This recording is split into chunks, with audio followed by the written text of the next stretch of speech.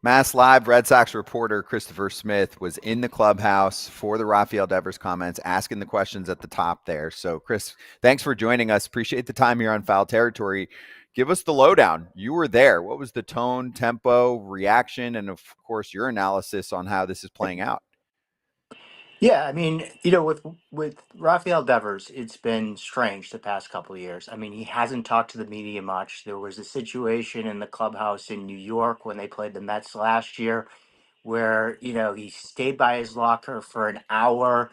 He was told an hour before that we wanted to talk to him, and he sat there by his locker with his head down and everything, and then went and took a shower, and then just refused to talk after, instead of just telling us before, I don't want to talk. So, he's been, but when he has spoken to the media, he's been pretty good, like open about things. That dates back to spring training 2023 when he called out the ownership for not doing enough.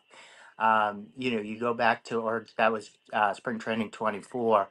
You go to this spring training and just refuses to play DH. That's what he tells us when we were there and we asked him about the Bregman signing and what the Red Sox were asking him. And this is just like that, just like what happened in spring training. Refusal to want to play first base.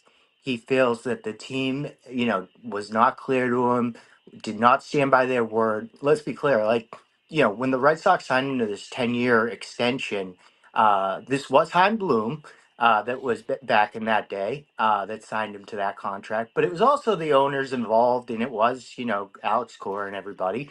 And, they promised him he'd be the long-term third baseman. And, they changed that was their tune all off season, while the Bregman rumors were coming. And, they were telling him, they were communicating to him that he was the third baseman. And so that's why he was, like he felt they went back on their word. And I think that when you ask him to be the DH, he finally settles into it and everything. And now you're asking him, a month into the season, can you try to play?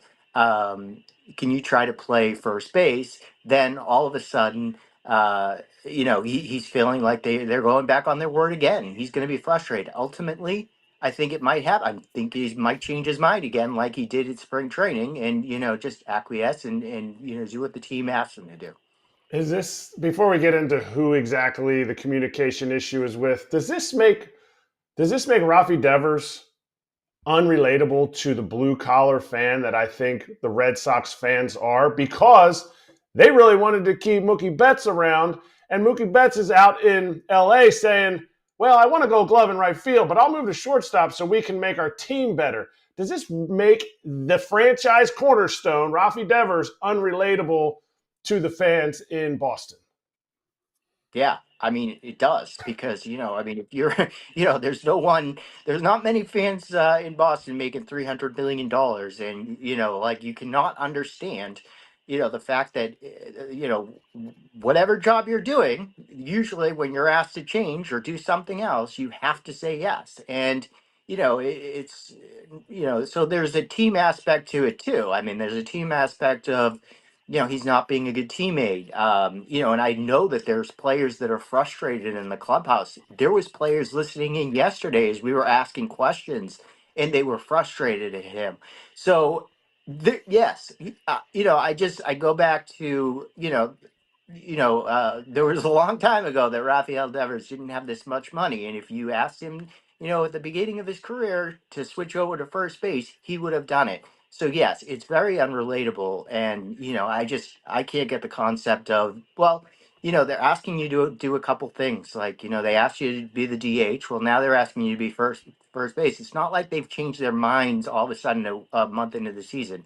There was a major injury. Tristan Casas ruptured his patella tendon, and so that's the situation. So to not even be flexible and say, I'll think about it or I'll try to take some ground balls there. It's very unrelatable, I think, not only to the fans there, but also to his teammates who, want to win and they need a first baseman. And there's no one in the Red Sox minor league system right now who could come up and play first base. I mean, they're AAA. They have journeyman AAA guys playing first base right now. So you say other players are frustrated, as we saw Gabrielle Starr make a comment about how some players, I guess, paraphrasing, were voicing their opinions or kind of look like they were upset about it. I don't know. To me, as an ex-ball player, I don't. I don't know. I'm trying to word this the right way. I don't know if were they like talking behind his back? Were they snarling? Like how do you see them being frustrated over the comments that he said without calling Yes. anybody out? I don't need names. I'm just Yeah. saying, like, if someone's going to make a comment like that, that's a tough comment to make. That could have a lot of dissension in the clubhouse, and now dissension towards you and another reporter as well, right? Yeah, so I was focused on what Raphael was saying, and so I wasn't listening in on what they were doing, what they were saying and doing. One reporter told me though that one of them said to just stop talking. I didn't hear that. But somebody came, somebody while Raphael Devers continued to answer questions, somebody just said, just stop talking. We've also at Mass Live learned that a couple players were veteran players, players that have been around the league a long time, were not happy with the situation, and with his inflexibility and also the way that he brought it out publicly. So that's it wasn't just. And as I said, I didn't hear that player directly. That's what I was told, and a couple reporters were talking about it. But yeah, we've also heard at Mass Live there was players that weren't happy about it. Is Rafi Devers held to a different standard in that clubhouse because he's a superstar?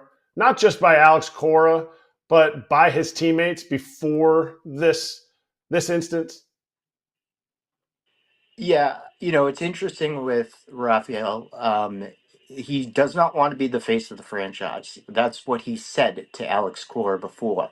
He wants to go out and hit, and before this year, field and do his thing. And it's not like he ever asked to be a leader. That's just not his personality.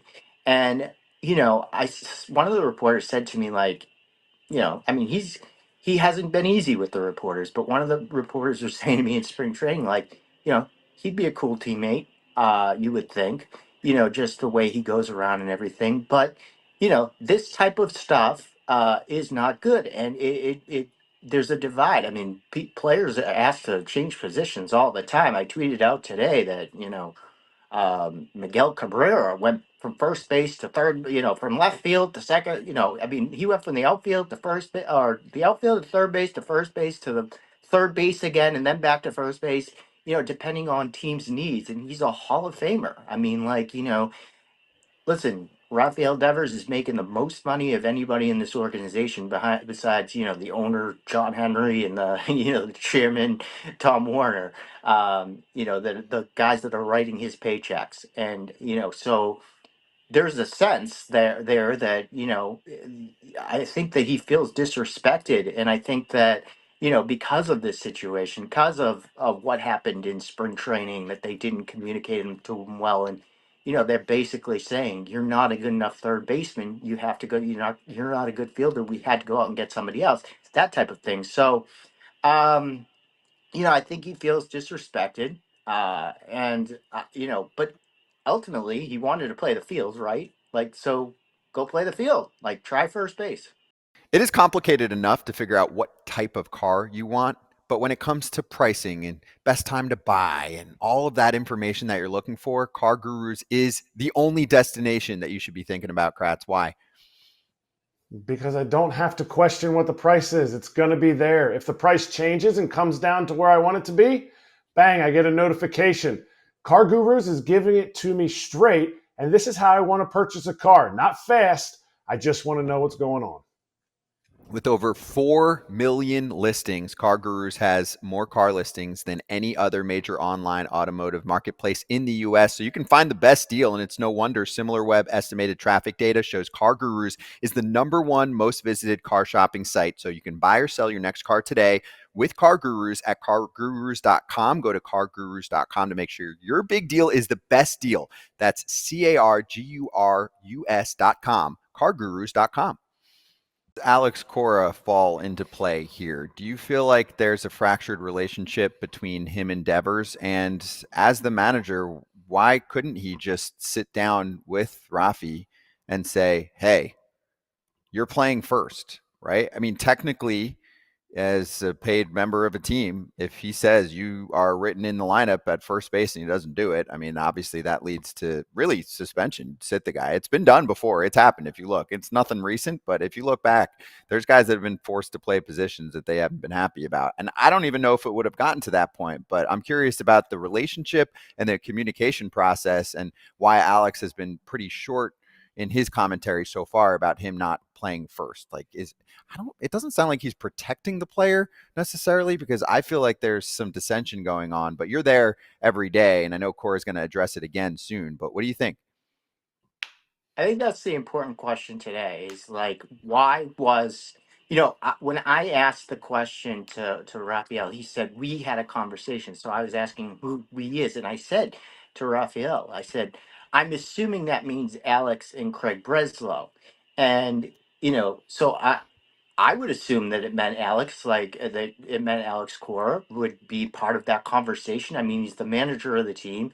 He's, like the communicator in the clubhouse and everything, and that's what he's known for is his great communication with players and his ability to sit down with them and help them understand situations. However, this was just a conversation that he had with Craig Breslow. Craig Breslow went up to, so that's the question I ask Alex right now is like, why, like why was he not involved in that as well? And I don't understand, I don't know at this point, but there's interesting things that Alex has said earlier in the year when everybody assumed that Devers would be playing third base occasionally if Alex Bregman needed a day off or they needed a third baseman for some reason. Like, but during the first road trip, Alex Cora came out and said he's not playing third base at all this year. He is not going to play one inning at third base. And so that was kind of surprising because, like I just assumed that he would play as if they needed him there or they needed somebody else to be the DH or something for a day because of health, that, that he could slide in there. And I think that one thing that Alex Cora said at that point was, he was talking about Team Puerto Rico, and when he, was the general manager of Team Puerto Rico, and how I believe I might be wrong about which player he asked to do this, but like I think he said Carlos Correa was asked to play out of position, third base, and they did not want, after they asked him to do that and he committed to it, they did not want him to go back and play shortstop at all. And so, so I don't know if Rafael was so mad that he said, like, initially, like, if you're not going to play me at third base, then I'm just going to DH. I'm not going to go in the field or whatnot. That's a question that should be asked. But overall, it's strange that the communication has not been there because, Alex is known to be a really good communicator. And I'm sure he's been working on this situation. And obviously, there's great tension right now between Devers and Craig Breslow. I mean, as I said, I asked about Breslow. He didn't even say Breslow's name. He said the GM. And and he really had some harsh things to say about Craig Breslow. That's not even Craig Breslow's title. Craig Breslow is the chief baseball officer. To just call him the GM and say like I don't know what he wants from me and stuff like that. Like there's obviously tension there. So Alex needs to be somebody that mediates it and gets in there.